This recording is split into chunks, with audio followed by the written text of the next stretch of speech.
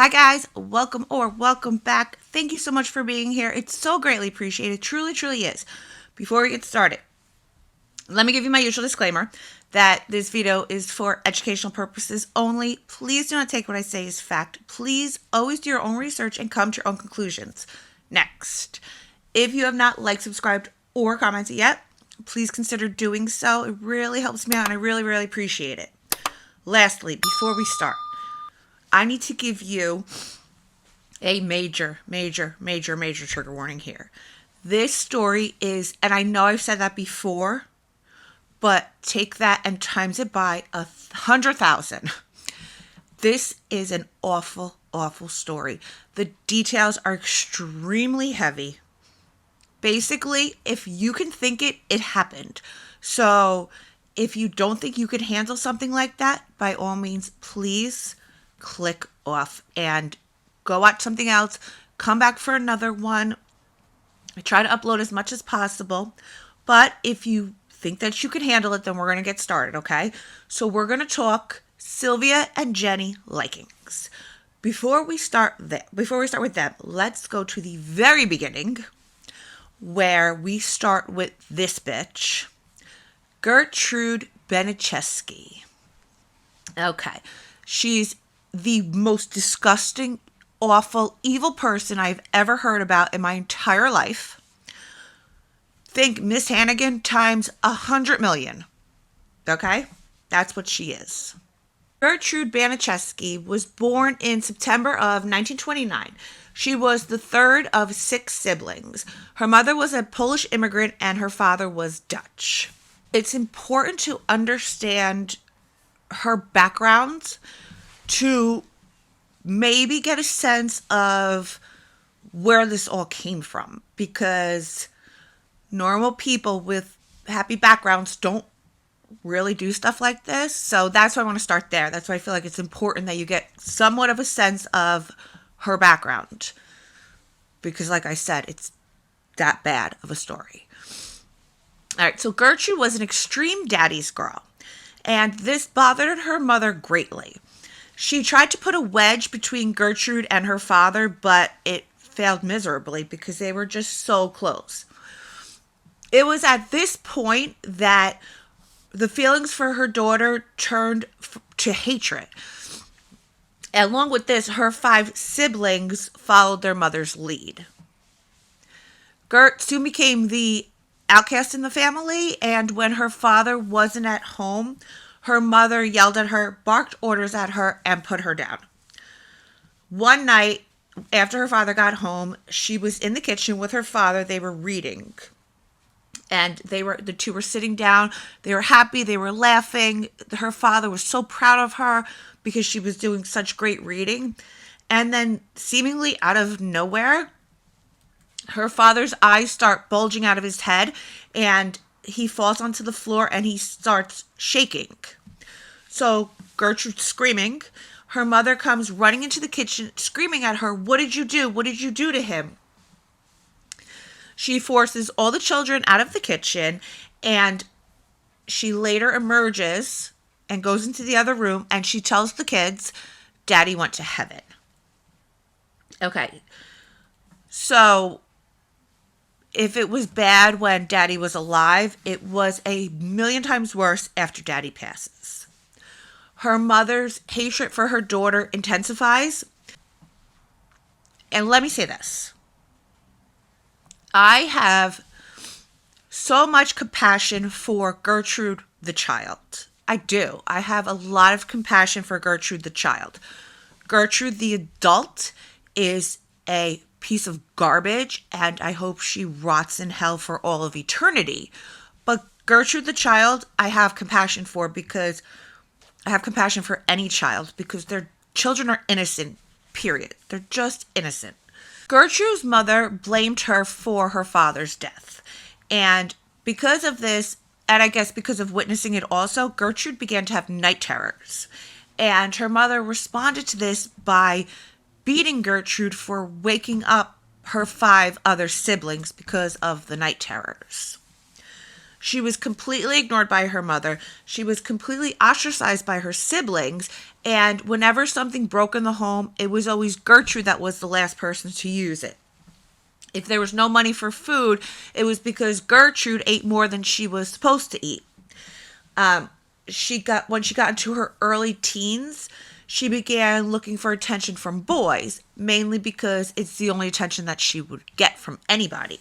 At age 16, Gertrude had had enough, and she dropped out of school, packed her bags, and she ran away from the house. She began dating an 18-year-old police officer named John Baniszewski, and the couple married just a few months later. Because Gert had no friends and her mother would tell anybody that would listen to her how much she was against this marriage. And her siblings, she wasn't talking to her siblings weren't talking to her. Nobody that Gertrude knew came to the wedding. It was just John's family, John's friends. They were the only guests that attended Gertrude's wedding. After the wedding and the honeymoon, the couple moved into a small home. And like in a lot of abusive marriages, everything changed right after they settled in. John wanted a woman that was going to be submissive, but he wasn't going to find that in Gertrude. That's not who she was. He wanted a replacement for his mother, basically, is what he wanted. And it said that Gertrude did a fairly good job at being a wife. She kept the house clean. She was good with money, but her cooking sucked. And this bothered John quite a bit. All that aside, John's biggest issue with Gertrude is that she was not as sexually experienced as he had been led to believe, basically. Which is the main point that sealed the deal for John to marry Gertrude, which is why it became a huge, huge issue for him.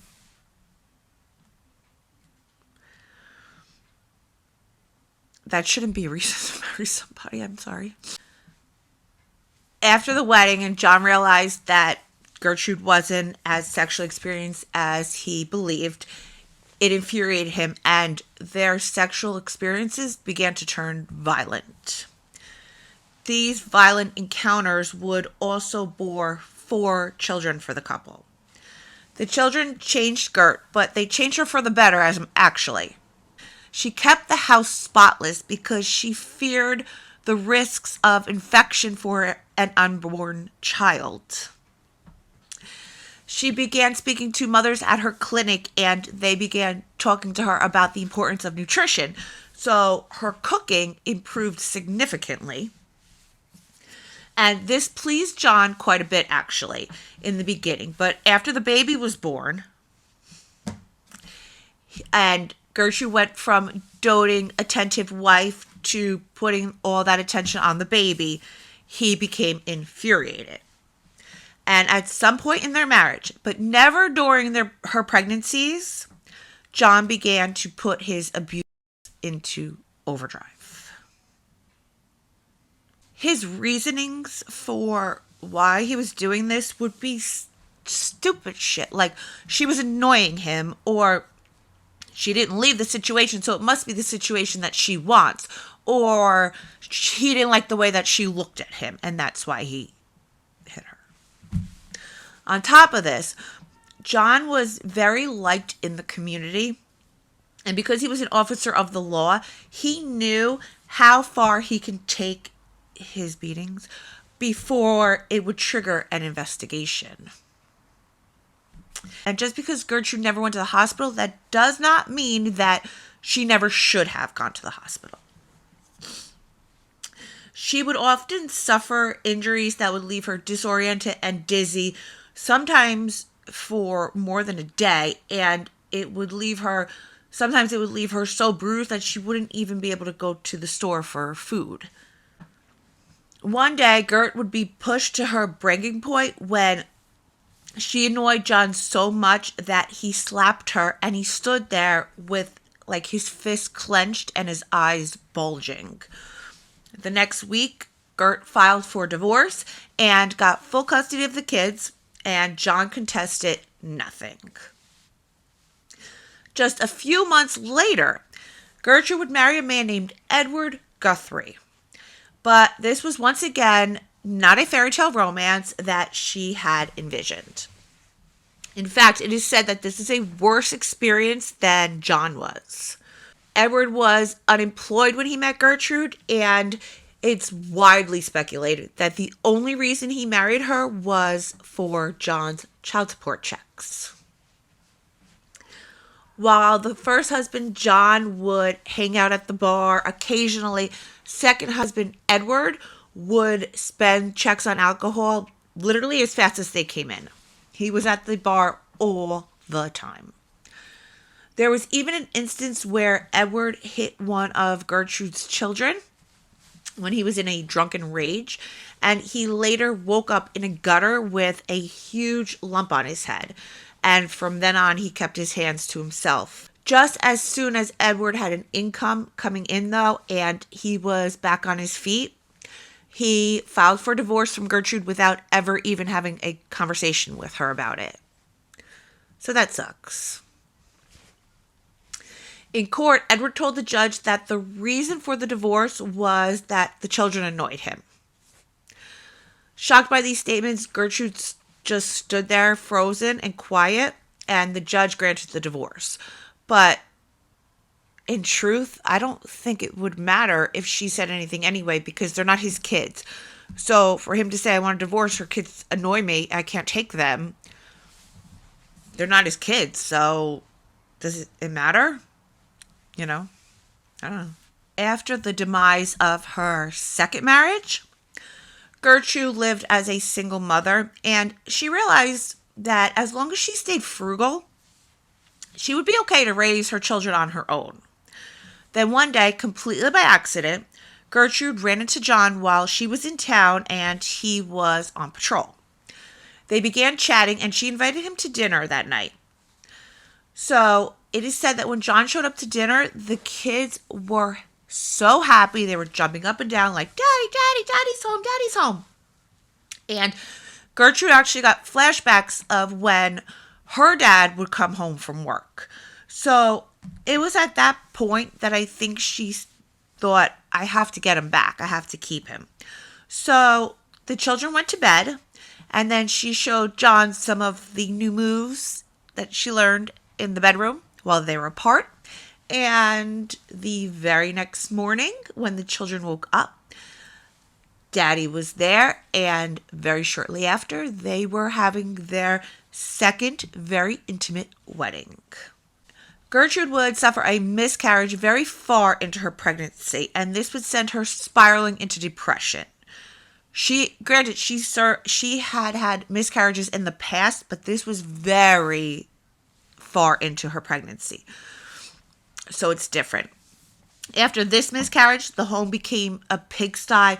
The meals were gross, and most of the time Gertrude wouldn't even show up to dinner.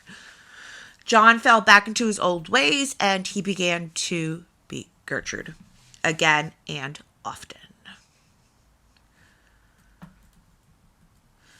Just as John was in the process of leaving the marriage again, Gertrude discovered she was pregnant and snapped back into her doting mother-wife role. This would save the marriage at that point, but this roller coaster ride of events would continue for the next 7 years. It would be then that John would file for divorce, and Gertrude would end up with full custody of the children once again. And Gertrude found herself as a single mother once again, but this time with 6 children. She was broke and on the verge of homelessness. That's when she would meet a man named Dennis Wright. Dennis was 10 years her junior, and he was married. He would end up divorcing his wife, and after the wife moved out, Gertrude and her brood of kids moved in. It's said that Dennis was not a well-adjusted person himself, along with having destructive bouts of drinking. Gertrude swept into his home on East New York Street and took over the financial burdens without complaint. It's believed that this is why Dennis found himself in this new arrangement. He quickly realized that this was a huge mistake, and the home was a disgusting mess. The kids, not his kids, well, Gertrude's kids, were screaming all the time because Dennis didn't have kids, and the meals were gross. Dennis had began planning his exit. He had relatives in other states, and he was so desperate to get away from Gertrude that he was just going to take off on her and the kids like a thief in the night. His escape plan was starting to take shape, and when Dennis came home from work one day, walked into a clean, quiet house, walked through the house, and walked into the kitchen where there was an amazing meal on the stove and there was a pie in the oven. So Dennis was like, what the hell? What the hell happened? So, and I should also note that he was very infatuated with Gertrude. Gertrude got Dennis into the bedroom, and just as things were beginning to heat up between the two, Gertrude drops the bomb that we should have all seen coming by now. She was pregnant. Dennis is furious by this news, and his body filled with rage. He refused to marry this woman, deal with her children forever, and owe her money for the next 18 years. He began beating Gertrude. Punched her in the face, he punched her in the eye, and he snapped her head back. He drew blood, and then he began to focus his blows on her stomach. Determined not to allow this pregnancy to come to fruition, blow after blow after blow would result in Dennis getting what he wanted and Gertrude losing the baby. Again, up to this point, I still have a lot of compassion for this woman. I mean, you could tell she's cuckoo by the up and downs that she has, but to this point, I still have compassion to her. Granted, it's going to end very shortly, but I do still have compassion for her up to this point. After the miscarriage, Gertrude kept up the homely housewife routine long enough to get pregnant again. And when she did, she kept it a secret until she was too far into the pregnancy for anything to happen, and basically for Dennis to have no choice but to accept that this new life was coming. But there's always a choice, guys. Babies do not save marriages. They do not save relationships. They don't save shit. I hate to break it to you. Don't do that. It doesn't work. It will never work. Gertrude delivers a healthy baby boy that she names Dennis Jr. And while she was in the hospital giving birth, new baby daddy Dennis got the hell out of Dodge, and he left before she came home from the hospital. He was so desperate to get away from her that he left the kids, and he abandoned his own home. Granted, they were renting the home, but it was his home because she moved into his home. He abandoned the home. He abandoned everything. So by 1965, 36-year-old Gertrude was living alone with her 7 children. 17-year-old Paula, 15-year-old Stephanie, 12-year-old John, 11-year-old Marie, 10-year-old Shirley, 8-year-old James, and 1-year-old Dennis Jr. In Dennis Wright's home at 3850 East New York Street in Indianapolis, Indiana. The monthly rent was $55 a month, and Gertrude would often do odd jobs for the neighbors, like sewing, cleaning their homes to make ends meet. One of Gertrude's older daughters would meet and befriend a girl named Sylvia Likens at school. Sylvia was the third of 6 children, and her parents, Lester and Elizabeth, were carnival workers. Fun fact.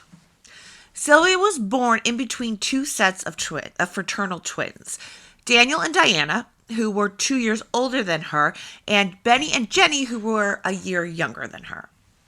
Her little sister Jenny was diagnosed with polio, and it caused one of her legs to be weaker than the other, so Jenny would be forced to wear a steel brace on her leg. And Sylvia would become like Jenny's little caregiver.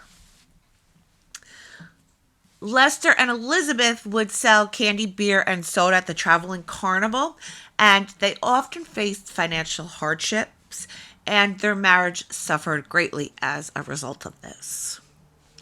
The sons of Lester and Elizabeth would travel with their parents and help with the carnival. Sylvia and Jenny would stay back with their grandparents or other relatives because of safety concerns, and Diana was pretty much on her own with her own family. On top of taking care of her sister, Sylvia would do odd jobs such as babysitting, running errands, and ironing for neighbors to earn spending money. She was described as friendly, confident, and lively. She had a missing front tooth that she was very self-conscious about, so she would always smile with her mouth closed. She loved the Beatles, and she would often take her sister Jenny ice skating. July 3rd, 1965. After Sylvia's mother was arrested for shoplifting, her father arranged for Sylvia and Jenny to live with Gertrude until November of that year. They agreed on a payment of $20 a week, and on July 4th, 1965, Sylvia and Jenny moved into the home on East New York Street. Gertrude promised Lester that she would take care of the girls as if they were her own, and in the beginning she did. Because Sylvia was already friends with her daughter, it gave Lester a false sense of security. July 4th, 1965, the girls move in and they share Paula's room with her. For the first few weeks, things go great. There are very little demands or discipline put on the girls. They would sing songs with Stephanie, and they would happily offer to help with tasks around the home. They had perfect attendance at school, and even if Jenny wasn't feeling good from the braces or she was in pain from the braces, she would still try to make it through the day. Approximately 2 weeks after this arrangement began, Lester missed a $20 payment, and everything changed. The cruel in Cruella de Vil was in full force. Now it's coming, guys. You still have a chance to click off. It's coming. And it just goes from here. Okay. The girls arrived home from school to find the home eerily quiet. They walked into the room that they shared with Paula to find out what the hell's going on. Because there were usually kids at the home after school, and they walked in and it was completely quiet. So they walk into the room and Paula and Gert are waiting for them. They grab Sylvia, push her face down into a pile of dirty clothes, and Gert begins screaming, "I took care of you two little bitches for nothing." This was after one missed payment, and just 2 weeks after their arrival. Gert then grabbed a spoon from the kitchen, lifted Sylvia's skirt, pulled down her underwear, and began beating her bare bottom, while Paula held her face down and left. Her sister Jenny, who was frozen in fear, couldn't do anything but stand there in horror. On top of this, she was disabled, so she really couldn't do much anyway. Right? But that didn't matter because Paula grabbed Jenny next, and she threw her face down, and she suffered the same fate as her sister that day. Yelling at them, "Your no good lying rat of a father promised that he would pay his way. It's been a week and I ain't seen a goddamn penny from him. I've been feeding you and washing you and putting a roof over your head and raising you right, and that bastard hasn't even sent me a measly $1. $20 a week, this is what we agreed. $20, a pittance. To keep his darling daughter safe and well. Not if I ain't going to get my $20. Do you bitches hear me? If he don't pay, you bitches get beat." And the blows continue. Gertrude knelt down next to Sylvia and whispered in her ear, "If your daddy hasn't paid what he is meant to by tomorrow, you're going to get it again. If he hasn't paid by the end of the week, then I'm renting you girls out at $1 ride until I make my money. Do you hear me, whores?" Sylvia couldn't do anything but utter the words, "Yes." There was never any food in the house, and because the girls were rarely getting meals, they would have to forage for food. Sylvia learned that she could trade in Coke bottles at the store for money. I know that you can trade in water bottles in New York for like 5 cents a bottle or something, but I don't know if you can do that anywhere else. But at this time in Indiana, you could trade in Coke bottles for money. So one day after school, Sylvia and Jenny had been collecting Coke bottles from the house, from garbages, and they got a bunch of bottles. And then one day after school, they went to the corner store, and they got a bunch of candy with their Coke bottle credits. They ate a good portion of their candy because, remember, they're starving. But they were sure to save some candy for the Banicheski children. When Gertrude got wind of this, she flipped out. Rather than being grateful that the girls were sweet enough to save candy for their children, even though she's a fucking monster, and thanking them for their kindness, she chose to accuse the girls of stealing, and she dragged Sylvia to the bedroom, threw her down for another, screaming at her, "Thief, liar, thief, liar. Answer me, you lying little bitch. Tell me the truth."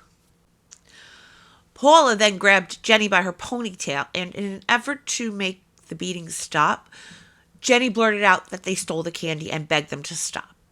Not because they did steal the candy, because she just thought, all right, if I say this, then it'll just stop. She then grabbed Sylvia's hair and said, "If you ever lie to me again, it will be the last time." And just like that, it was over.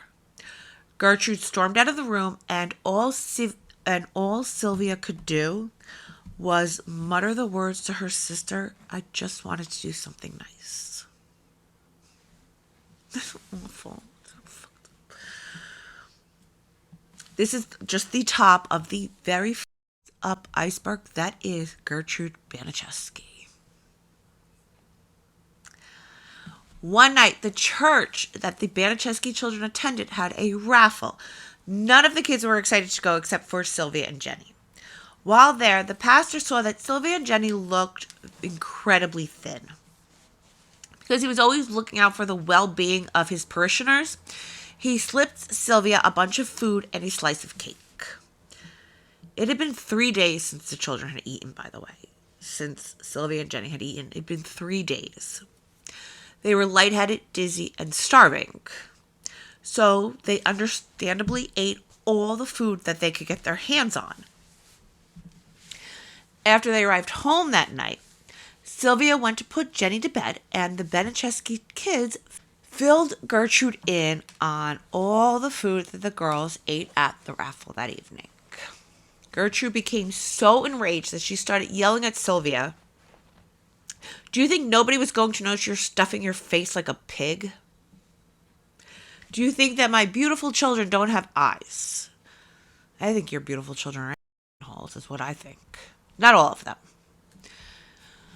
Did you think that the whole neighborhood wasn't talking about how you took all the food that was meant for everyone?" Which, if you remember, which is why I started with Gertrude's childhood, that was one of the things that her mother would say to her. Not that I am defending Gertrude in any way, shape, or form. I'm just saying it's funny, right? How things sometimes come full circle. Do you know what they're whispering now? That I starve you. You do, bitch. You do. Why do you want to shame me? Why would you do that? Why do you want to shame me so badly? Were you raised by animals? No. Your children were. They weren't. Gertrude then rushed over to her bare cupboards and pulled out ketchup and mustard. She grabbed a roll and a cold hot dog. Sorry, I'm going to try to get through this because I actually dry heave over this. She then splattered mustard and ketchup all over it. So much mustard and ketchup that it was falling onto the floor. She got right in Sylvia's face and she yelled at her, "Eat up." When Sylvia told her she just couldn't do it, Gertrude began shoving it down her throat, screaming, "Eat it, bitch, eat it." This made Sylvia so sick that she vomited the entire hot dog up.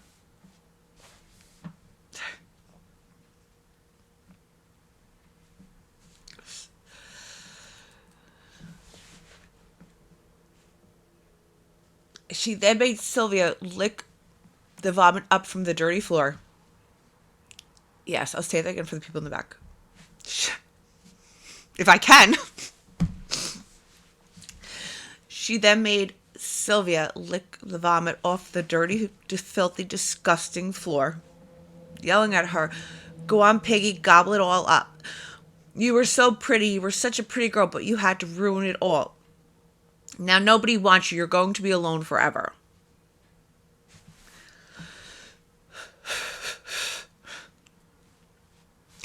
A week after the incident, Sylvia and Jenny's parents came to visit. Gertrude simply couldn't have them in the home, so she arranged for the girls to meet them at Garfield Park. At first sight, her mother Betty was shocked at how thin the girls were. Then Gertrude swept in and told her this ready-made story about how the girls decided to go on a diet with her eldest daughter Paula, who had recently put on a few pounds. The whole time, Gertrude staring at the girls to ensure that they remember what she had told them. Basically, if you tell anybody what goes on around here, I'm going to kill you. You're done. And I truly believe that the girls were petrified of Gertrude. I do. And of the repercussions that they would face if they told the truth. I know it seems crazy to believe that these girls never said anything, but we don't know what they were thinking or feeling, and they were quite possibly frozen in fear. And you can't blame them. On the way home, Gertrude pulled Sylvia close to her and whispered in her ear, "I knew that you could be a good girl with the right discipline. I'm so proud of you today. You did such a good job. You and me are going to be the best of friends. You will see." Okay. And if you believe that, then I have a bridge that I can sell you. Not surprisingly, this was very short-lived. It did last for a few weeks, though. And that was it. One night, Gertrude's girls were talking about their love life with a few of the neighborhood kids. And 15-year-old Stephanie was swooning over her new boyfriend, 15-year-old Coy Hubbard. Sylvia was shy at first, but since things had been so nice the past couple weeks, she thought it would be safe to join in on the conversation. As soon as she did, Gertrude jumped up from her seat, pointed her finger in her face, and yelled.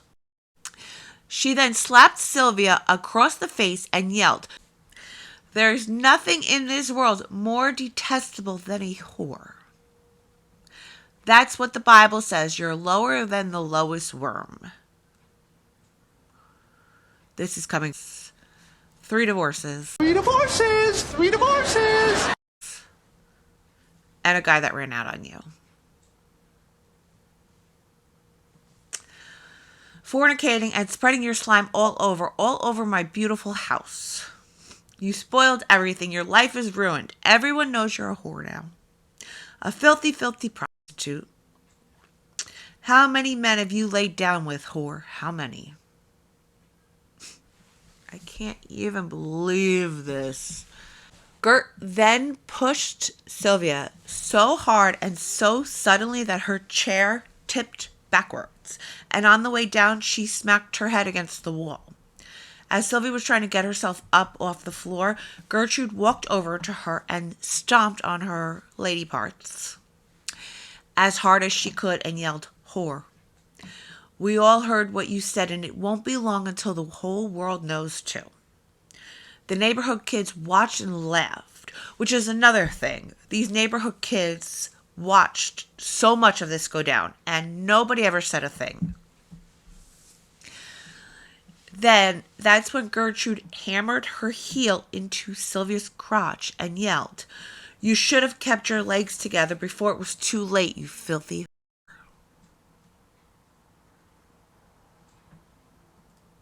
Right.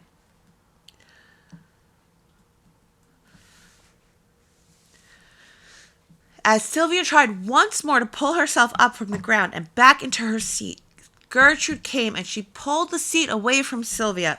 Sylvia fell onto the floor once more, hitting her aching crotch on the floor.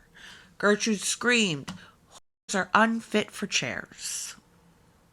And with that, Sylvia was no longer allowed to sit anywhere in the house, not even on a dirty pile of clothes. Stephanie's boyfriend, Coy Hubbard, was hopelessly in love with her, and he was going to do anything to gain Gert's approval.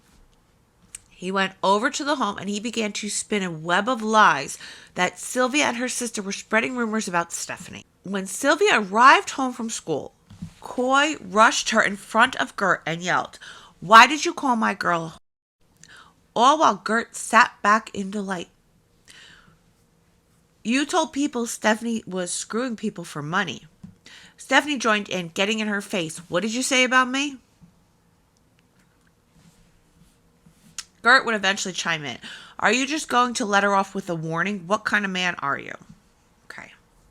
This is when Coy decides to clock Sylvia in the face. Sylvia falls to her feet.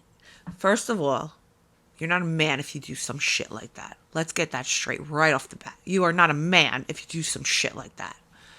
But are we surprised at this coming from Gertrude? No, not at all. Not one bit.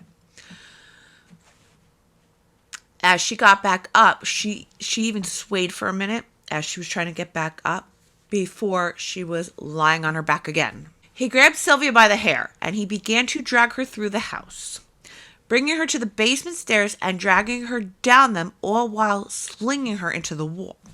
He flipped her around so much that when he was done, Sylvia was too dizzy to stand up on her own.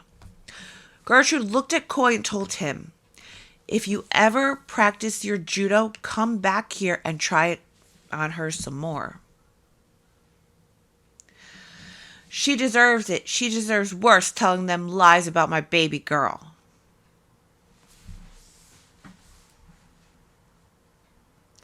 You fucking bitch. You fucking bitch. Gertrude looked at Sylvia and told her to stay here, letting her know that none of her food would be passing her nasty lips. She then turned off the light, walked up the stairs, and left Sylvia all alone in the darkness. The next morning, Sylvia did her best to avoid the Baniszewski kids at school, and she even made a new girlfriend, a girl named Anna. Anna had been badgering Sylvia, like, "Why aren't you bringing me over your house? Like, why can't I meet your family? Why can't I come see where you live?" So Sylvia finally decided to give in hopes that if Anna saw what really went on, or even if, I guess not even what really went on, if she had an idea of what Sylvia's home life was like, then Anna would feel bad for her and she wouldn't ask to go back to the house. So they walk in and Gert's sitting on the couch. She calls Anna over and tells Anna to sit next to her. She then orders Sylvia to go to the kitchen and get Anna a drink. Okay.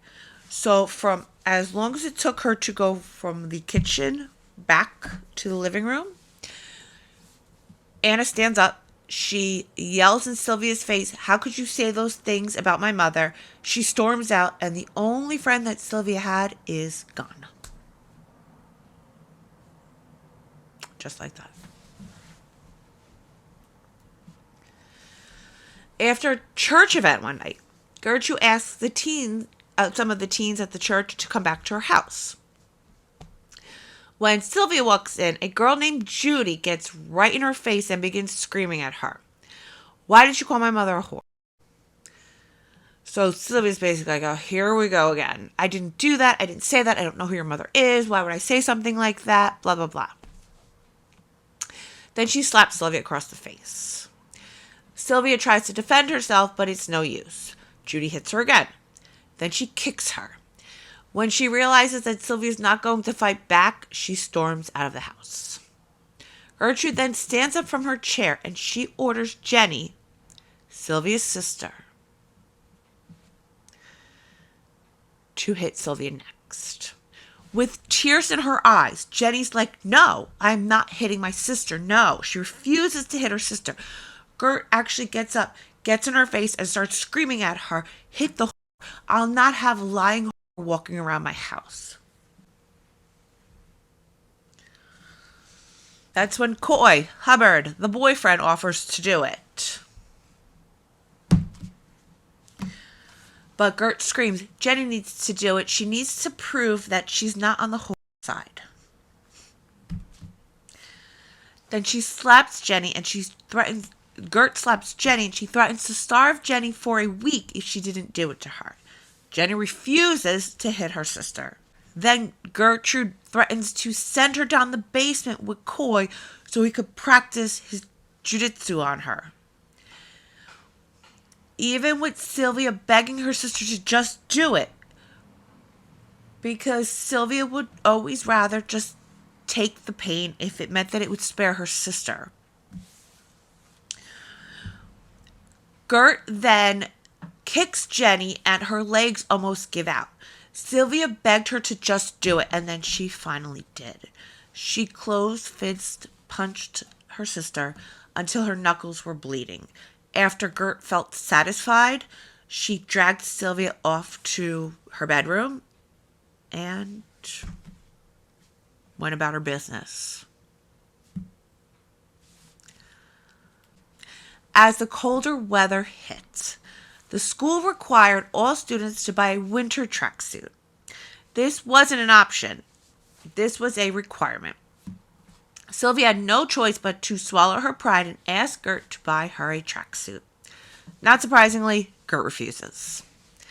The next day in school, Sylvia stole a tracksuit, hoping and praying that whoever she stole it from had the money to pay for a replacement. Not that I condone stealing, but I feel like in this case, like, oh, this poor thing, how could you even hold that against her? I don't.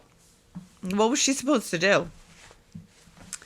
That night, Gertrude catches Sylvia trying to wash the tracksuit. She starts screaming at her, calling her a thief, hitting her, and kicking her in the crotch. She then got down close to Sylvia, grabbed her hands, and said there's only one cure for a thief.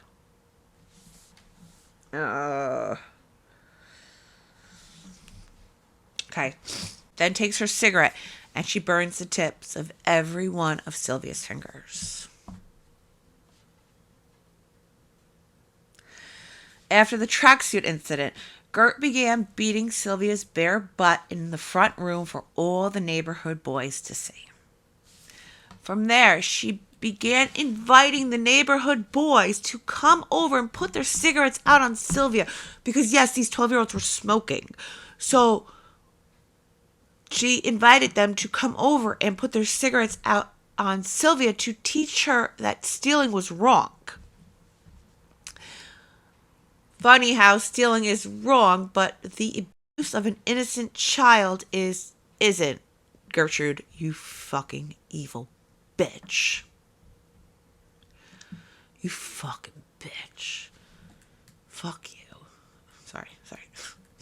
No, I'm not sorry. Sylvia's burns and bruises were no longer healing. This was a clear-cut sign that her body was shutting down. She knew that she was going to die if she did not get food into her system immediately.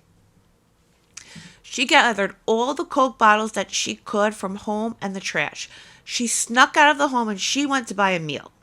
After she ate, she went back to the home. I can't for the life of me imagine why she went back there. The only thing I can think is she refused to leave her sister behind. Because if you were able to get out of that house, there's no way you would go back after you got a meal. I don't give a fuck. There's no way you would go back.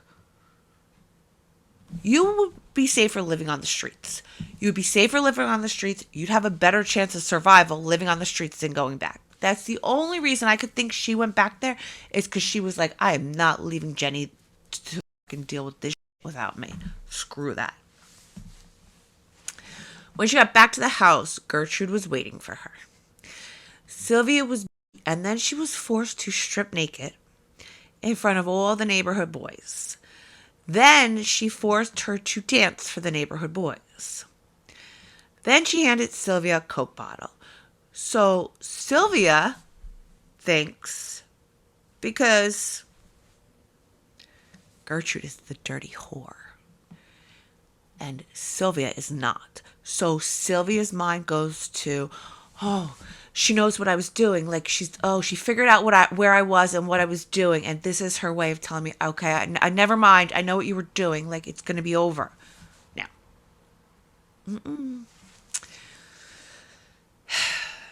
She forces Sylvia to put the Coke bottle inside of her. Further and further and further until she's screaming in pain. Until it's so far in that she can't pull it out on her own. When it finally comes out, Sylvia is left there in a pool of blood and mucus. Gertrude threw the bottle out, and Stephanie and Paula dragged her to the room. From all the kicks to the crotch, Sylvia could no longer control her bowels.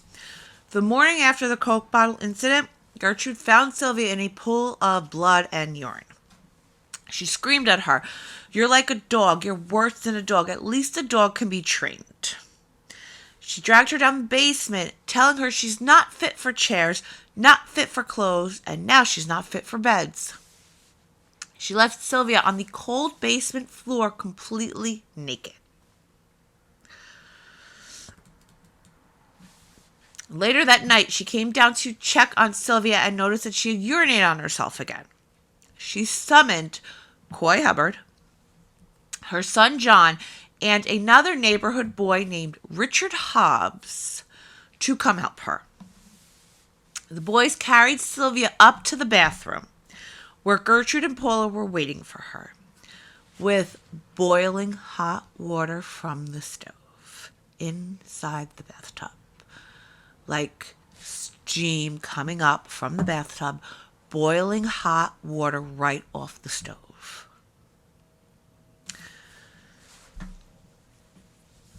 Gertrude ordered the boys to put Sylvia in the bathtub to cleanse her of her sins. After she was brought back down to the basement, Sylvia would suffer these boiling hot baths sometimes 2 to 3 times a day. She was basically, every time she would find her in her urine or her feces, she was given a boiling hot bath. But she wasn't allowed access to a bathroom, so on top of this, she was forced to eat her feces and drink her urine, because at one point Sylvia gives her a bucket to pee in. So she's forced to drink it.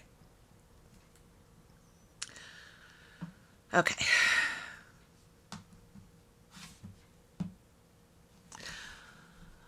Before we move forward, let me tell you, please don't show hate to anybody. When Sylvia was first forced to live in the basement, Jenny sent her sister Diana, which is the first set of fraternal twins, a very long, detailed letter about what was going on, and she begged her sister to send it to the police. But Diana didn't believe her.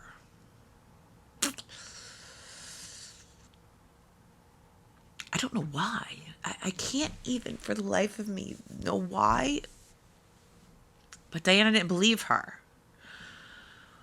The girls had tried to move in with their sister Diana a few times, but Diana was married with her own family at that point, and she didn't think her marriage would survive if she let her sisters come live with her.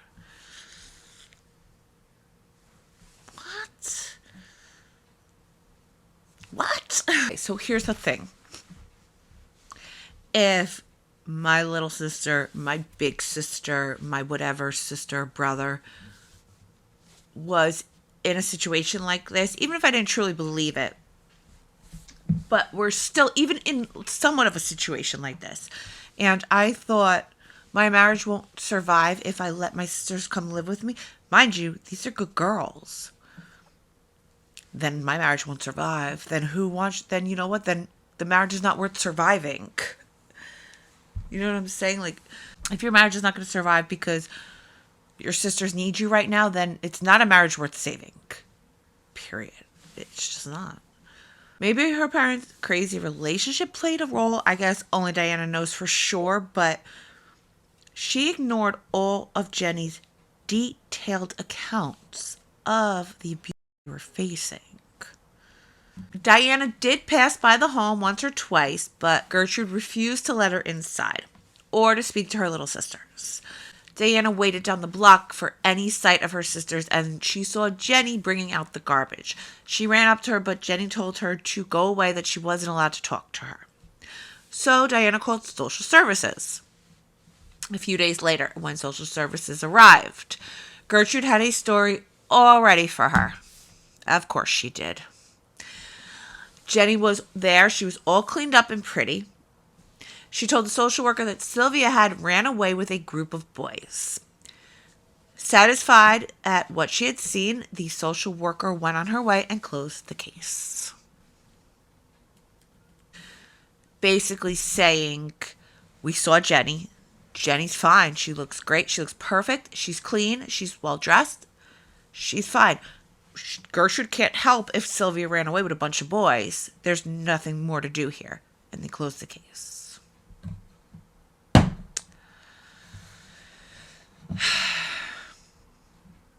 Gertrude then decides that since Sylvia allegedly branded her daughters as whores, it was time for her to brand Sylvia.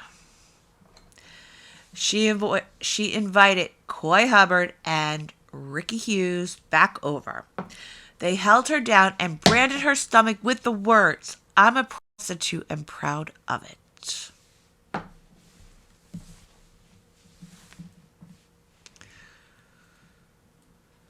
They also tried to brand an S on her, but they ended up making it look more like a 3 because they're dumb motherfuckers.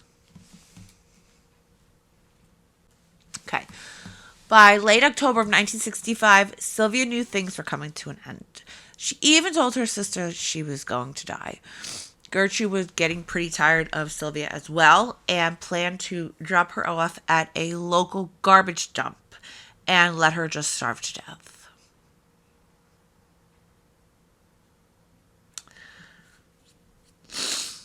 But how would she explain what happened to Sylvia, right? Okay, that's when she comes up with the bright idea to have Sylvia write a letter to her parents. A letter that reads, "Dear Mr. and Mrs. Likens," which I wouldn't say dear mom and dad, but whatever, I digress. "Dear Mr. and Mrs. Likens, I went with a gang of boys in the middle of the night, and they said that they would pay me if I gave them something. So I got in the car, and they all got what they wanted. And when they got finished, they all beat me up and left sores on my face and all over my body.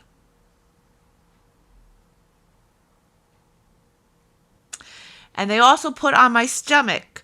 I'm a prostitute and proud of it.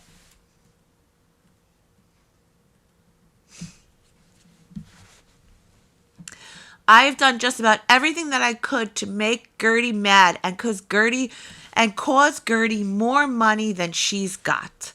I've tore up a new mattress and peed on it.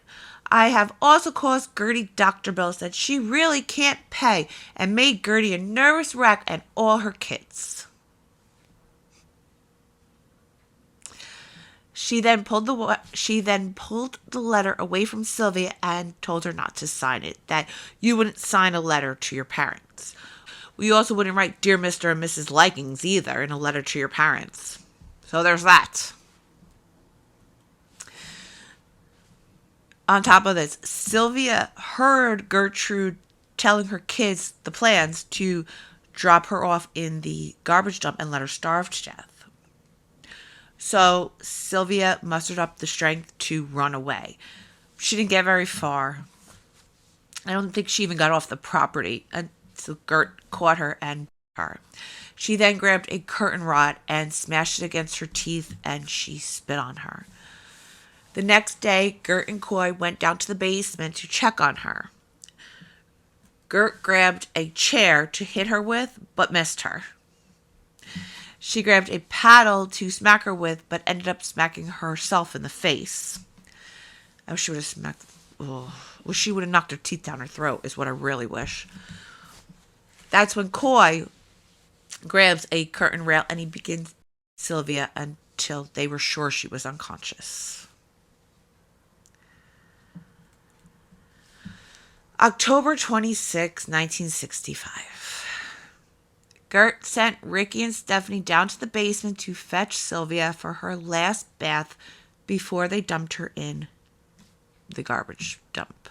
They dropped her into the scalding hot water, and there were no bubbles. Stephanie realized something was wrong, so she pulled Sylvia out of the tub and she began CPR. But her body was already cold, so Coy went to call 911. When officers arrived, they knew something didn't seem right. Jenny whispered to officers, "Look in the basement, they killed her." She then whispered, "Get me out of here and I'll tell you everything." Everyone in the house was arrested on murder charges. Gert, Paula, Stephanie, John Jr., Coy, and Ricky. The neighborhood kids were all arrested on charges of assault and injury to another person. The neighborhood kids cooperated with police, told them everything, and they were released to their parents. Coy, Ricky, Gert, and the Baniszewski children refused to cooperate. Gert tried to use her "she ran off with a gang of boys" defense, but the evidence showed otherwise. An autopsy of Sylvia's body showed over 100 cigarette burns. She suffered second and third degree burns, severe bruising, muscular and nerve damage. She had bitten through her own lips, leaving them attached only by trailing threads of connective tissue, and her throat and vagina were swollen shut. The official cause of death was multiple brain hemorrhages, but I think we can all agree that Gertrude's antics played a role. All right, so let's talk trial. The charges against 15-year-old Stephanie were dropped, and she turned state's witness, testifying against her entire family and giving the state the majority of the information that's known. Gertrude's lawyer argued that she was mentally impaired, and because of this, the children did whatever they wanted. So essentially, she's not the one to blame, the children are. Nice, right? When Gertrude took the stand, she screamed out in the courtroom that Sylvia was the neighborhood whore. She says, "Stop with this." She told tales about how she had trysts with married men, became pregnant, started fights in the house, and all these other crazy tales with zero evidence. 11-year-old Marie Baniszewski took the stand and basically told the same exact story verbatim as Gertrude. Then, during cross-examination, she broke down on the stand and started crying. She begged God for forgiveness, and she then went into detail about how her mother and siblings tortured and killed Sylvia.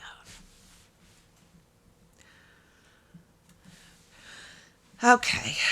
Gertrude was found guilty of first-degree murder and sentenced to life in prison with no possibility of parole. Paula Baniszewski was convicted of second-degree murder. She appealed and was granted a second trial. Before the start of the second trial, she struck a plea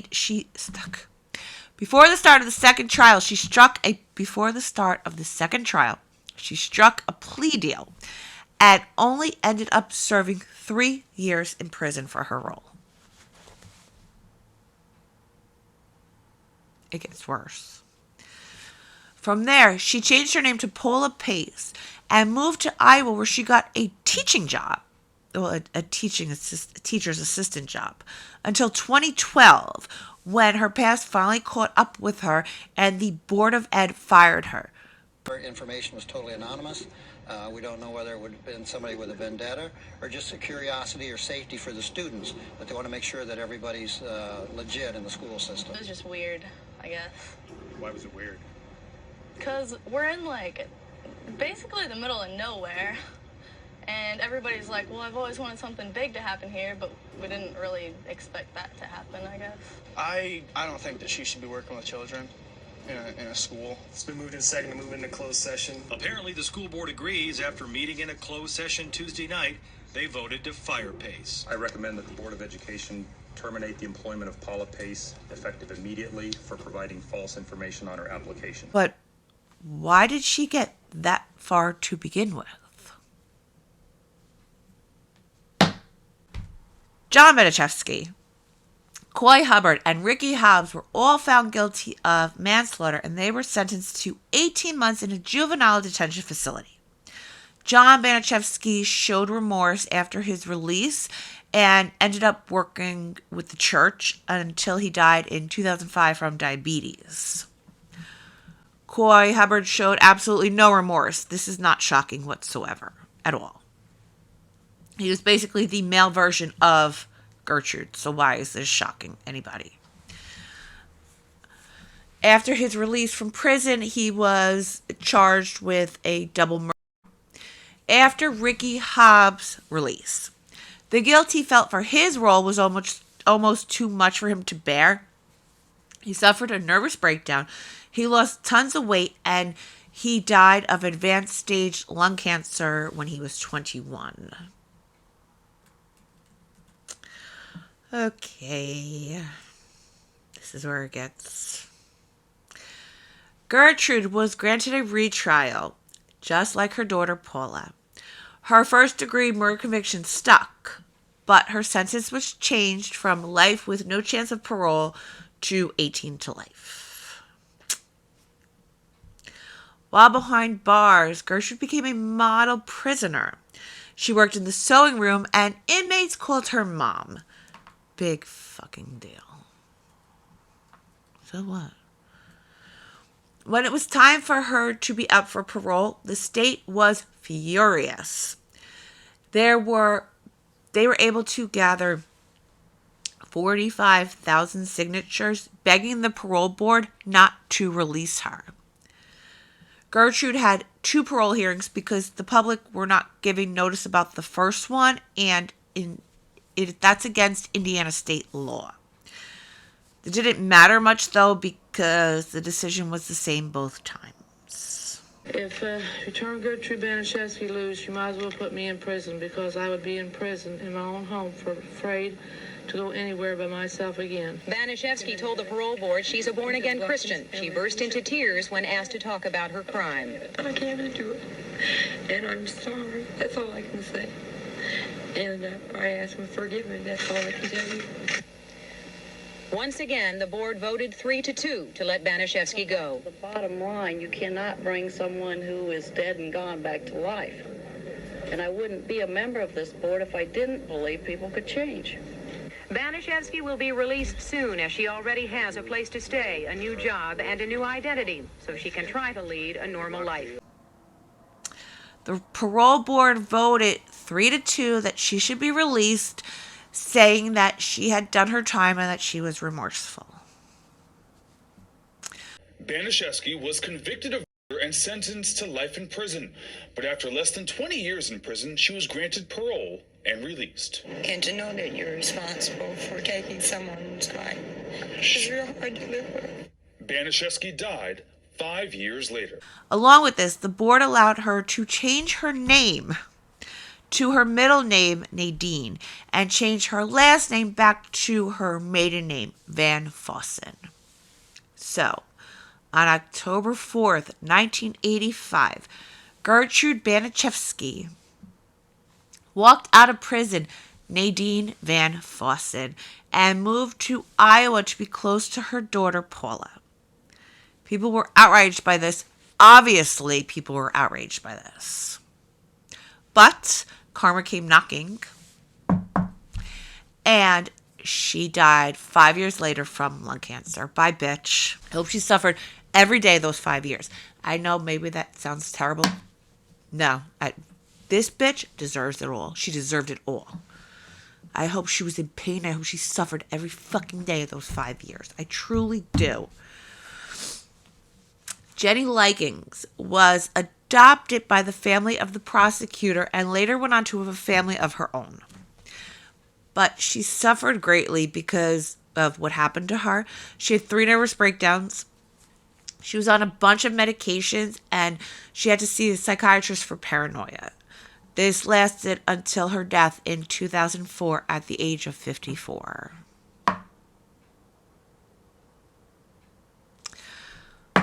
All right, if you are still here, thank you, thank you, thank you. I love and appreciate you so, so, so very much. I know this was a long one. And actually I got the majority of my information from a book. That truly is where I got the majority of the information. So if you want to buy the book and read it, there's even more in there if you can imagine that. But thank you, thank you, thank you. I love and appreciate you so very much. If you have not liked, subscribed, or commented yet, please consider doing so. And until next time, stay safe out there.